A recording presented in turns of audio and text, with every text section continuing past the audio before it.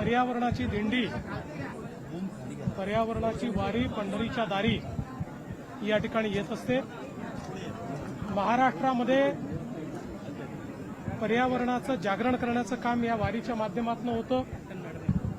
आपल्या पारंपरिक संस्कृतीच्या माध्यमातून कीर्तन असेल, भारूड असेल, गोंधळ असेल, पोवाडा असेल, अशा विविध सांस्कृतिक माध्यमातून आपल्या परंपरेमध्ये पर्यावरणाला दिलेलं जे महत्त्व आहे आणि विशेषतः भागवत धर्मामध्ये ज्ञानेश्वर माऊलींपासून जगद्गुरू तुकाराम महाराजांपर्यंत सर्व संतांनी ज्या प्रकारे पर्यावरणाचा संदेश दिला आहे तो पोचवण्याचा प्रयत्न या माध्यमातून आपण करत असतो आणि मला अतिशय आनंद आहे की दरवर्षी या वारीला अधिक चांगला प्रतिसाद मिळत असतो। तर ज्या पद्धतीची गर्दी वाढत चाललेली आहे, म्हणजे गेल्या वर्षीपासून ही संख्या जी वाढत चाललेली आहे, तुम्ही 4000 कोटीचा आराखडा केला, पण आता दर्शन व्यवस्थेसाठी वेगळं काहीतरी करावं लागतं। मला असं वाटतं की हे आपल्या सगळ्यांकरता आनंदाची गोष्ट आहे की ज्या प्रकारे वेगवेगळ्या व्यवस्था आपण सुरू केल्या आणि विशेषतः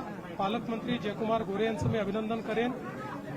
जर्मन हँगर असेल, चरणसेवा असेल, बाकी सगळ्या स्वच्छता म्हणजे ज्याला आपण निर्मल वारी म्हणतो, 5000 टॉयलेट्स वारीसोबत जात आहेत, 1000 स्वच्छता दूत हे वारीसोबत चालत आहेत। त्यामुळे कुठेही घाण नाही, कुठेही अस्वच्छता नाही। वारीमध्ये विचारांची निर्मलता तर आहेच, पण वारी तिथनं गेल्यानंतर परिसराची निर्मलता देखील अतिशय उत्तम पद्धतीने ठेवण्यात आलेली आहे।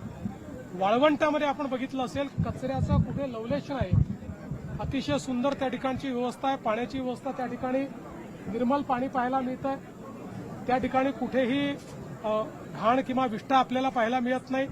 नवीन घाटाची व्यवस्था देखील झालेली आहे। या खूप व्यवस्था झाल्या आहेत आणि ही गर्दी किंवा वारकऱ्यांची संख्या, भाविकांची संख्या ही वाढतच राहणार असल्यामुळेच हा आराखडा करायचा आहे।